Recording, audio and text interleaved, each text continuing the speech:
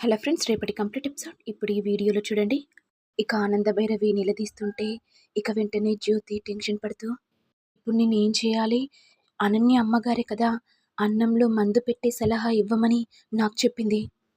ఏంటి జ్యోతి, ఎందుకు టెన్షన్ పడుతున్నావు? నువ్వే చెప్పావా నా కోడలికి?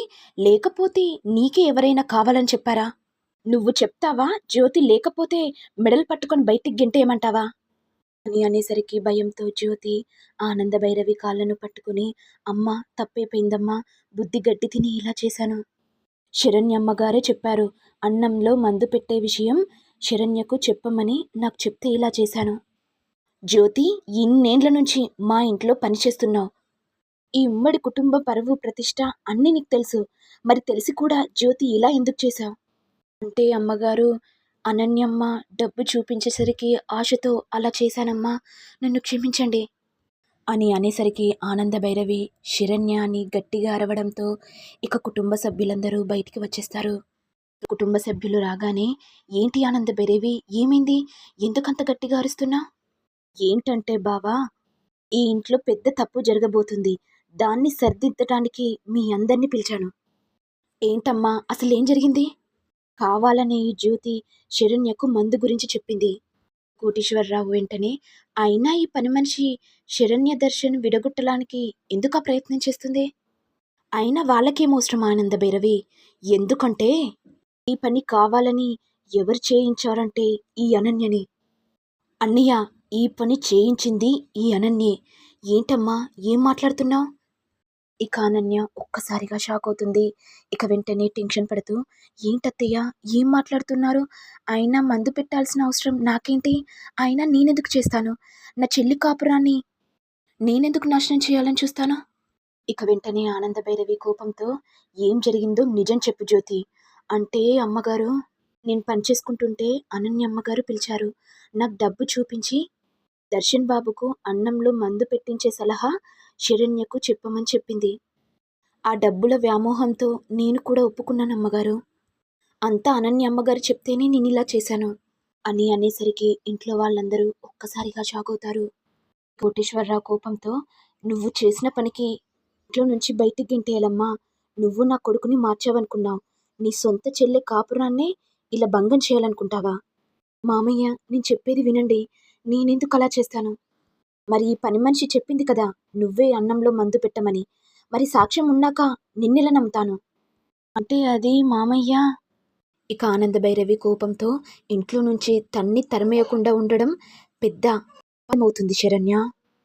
ఇక శరణ్య మాట్లాడుతూ, దయచేసి నా మాట వినండి అత్తయ్య. దయచేసి నన్ను అర్థం చేసుకోండి. నేనేం చేయలేదు. ఏయ్, నోరు ముయ్యవే అంటూ ఆనంద భైరవి అనన్య జుట్టును పట్టుకుని బయటికి గెంటేయగానే, అత్తయ్య, మీకు దండం పెడతాను, దయచేసి నన్ను బయటికి గెంటేయకండి. నువ్వు నా కొడుకుని చంపాలనుకుంటావా? నీకెంత ధైర్యమే? పాము ఇంట్లో ఉంచుకుంటే విషం చల్లుతుంది. అలాగే నువ్వు కూడా అంతే అనన్య. అలాగే నిన్ను ఇంట్లో ఉంచుకుంటే విషాన్ని అందరికి చల్లేస్తావు. ఇక వెంటనే కాంచన మాట్లాడుతూ, ఏంటమ్మీ, ఏం చేస్తున్నా? అయినా నా బిడ్డ ఏం తప్పు చేసిందని బయటికి గెంటేస్తున్నా? నీ కోడలు ఏం చేయనట్టు మాట్లాడుతున్నావు? ఏం అన్యాయం చేయలేదా? నా బిడ్డని బయటికి గెంటేస్తున్నావు? ఓహో, అర్థమైందమ్మీ, నీ కోడలు కదా, అందుకే బయటికి గెంటేస్తున్నావు. ఇక కాంచన వెంటనే లీలావతి దగ్గరికి వెళ్ళి, చూసావా అమ్మీ, నీ కోడల్ని బయటికి గెంటేస్తుంది. మరి నువ్వేం మాట్లాడకుండా మౌనంగా ఉన్నావేంటమ్మీ? అలా అనేసరికి లీలావతి కోపంతో కాంచన చెంప పగలగొట్టి, నా దర్శన్ బాబుని చంపాలనుకుందా? అయినా నీ బిడ్డకు ఎంత ధైర్యం? నా కోడలు ఎన్ని రోజులు మంచిదనుకున్నాను.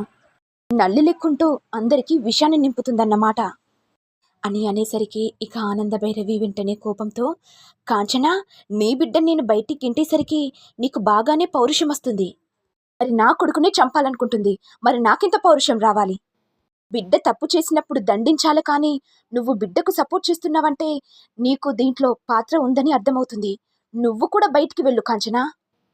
ఇక వెంటనే కాంచన కోపంతో, ఏంటమ్మీ, వెళ్తాను. నా బిడ్డనే బయటికి గెంటేశాక ఈ ఇంట్లో నేనెందుకుంటాను?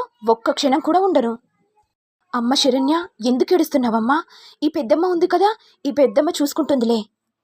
ఇక శరణ్య టెన్షన్ పడుతూ, ఏంటమ్మా, ఎక్కడ చూసుకుంటావు? అక్కడ మా అమ్మేమో నాన్న నిన్ను బయటికి గెంటేస్తారు. నేనేమో నిన్ను ఇక్కడికి తీసుకొని వచ్చాను. మరి నువ్వు నన్ను ఎలా పోషిస్తావు? ఎక్కడ పెడతావు? అసలు నీకు ఇల్లు ఉంటేనే కదా నన్నక్కడ చూసుకోడానికి. నువ్వు నోర్మి. ఇక వెంటనే శరణ్య తన భర్త దగ్గరికి వెళ్ళి, ఏవండి దయచేసి నన్ను క్షమించండి. మీ అందరికీ ఒక విషయం చెప్పాలి.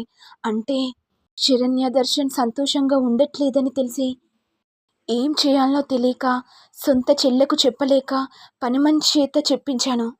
నా చెల్లి సంతోషంగా ఉండడం కోసం అలా చేశాను. మందు పెడితే నా దర్శన్ బాబు నా చెల్లెతో హ్యాపీగా ఉంటాడని ఇలా చేశానత్తయ్య. దయచేసి నన్ను క్షమించండి. ఇంట్లోకి రానివ్వండి. అనన్య, మూర్ఖంగా మాట్లాడుతున్నావా? నువ్వు చదువుకున్నావు కదా! చదువుకున్నప్పుడు భర్తను ఎలా ప్రేమగా చూసుకోవాలి, ప్రేమగా ఎలా మాట్లాడాలనో తెలుసు కదా! మరి అవన్నీ మీ చెల్లెకు చెప్పొచ్చు కదా! మరి ఈ మందు విషయమే ఎందుకు చెప్పావు? అంటే నా కొడుకును పైకి పంపించడానికే కదా ఇలా చేశావు? అది కాదత్తయ్య, దయచేసి నా మాట వినండి. ఏయ్ అనన్య, ఇక్కడి నుంచి వెళ్ళిపో. నేను క్షమించడానికి ఒక్క రీజన్ కూడా లేదు. అలా అనేసరికి అనన్య టెన్షన్ పడుతూ, ఇప్పుడు నేను ఏం చేయాలి? ఈ శరణ్య కాళ్ళు పట్టుకోవాలి. దీన్ని కాళ్ళు పట్టుకుంటే మనసు కరిగైనా నన్ను ఈ ఇంట్లోకి రానిస్తుంది అనుకుంటూ అనన్య శరణ్య కాళ్ళను పట్టుకొని, శరణ్య దయచేసి నన్ను క్షమించు. నీ జీవితాన్ని నాశనం చేయాలనుకున్నాను. నా బుద్ధి గడ్డి తిని ఇలా చేశాను శరణ్య. దయచేసి నన్ను క్షమించు అని అనన్య ఏడుస్తూ చెప్తుంటే, ఇక శరణ్య బాధతో, అత్తయ్య దయచేసి మా అక్కను ఈసారి క్షమించండి. ఏంటి శరణ్య, ఏం మాట్లాడుతున్నావు? ఎన్ని తప్పులు చేసింది మీ అక్క? నీ సంసారాన్నే నాశనం చేయాలనుకుంది. అలాంటిది నువ్వు మీ అక్కను క్షమించాలనుకుంటున్నావా? ఎంతైనా మా అక్క అత్తయ్య గారు. మా అక్కను ఎలాగైనా మార్చుకొని ఏ గొడవలు రాకుండా నేను చూసుకుంటున్నాను అత్తయ్య గారు. దయచేసి నా మాట వినండి. అమ్మ శరణ్య, నీ మంచి గుణం చూసి ఏరికోరి మరి నిన్ను కోడలిగా తెచ్చుకున్నాను. నువ్వేంటో నీ గుణమేంటో నాకు బాగా తెలుసమ్మా అని అనేసరికి అనన్య కోపంతో, ఓహో, దాన్ని పొగుడుతున్నావా అత్తయ్య? పొగడండి పొగడండి. ఇంట్లోకి వచ్చాక నా తడాక ఏంటో మీకు చూపెడతాను అని అనన్య మనసులో అనుకుంటుంది. మరి నెక్స్ట్ ఎపిసోడ్లో ఏం జరుగుతుందో చూడాలి. మరి మీకు వీడియో కనుక నచ్చినట్లయితే లైక్ చేయండి, షేర్ చేయండి, సబ్స్క్రైబ్ చేయండి. Thank you all.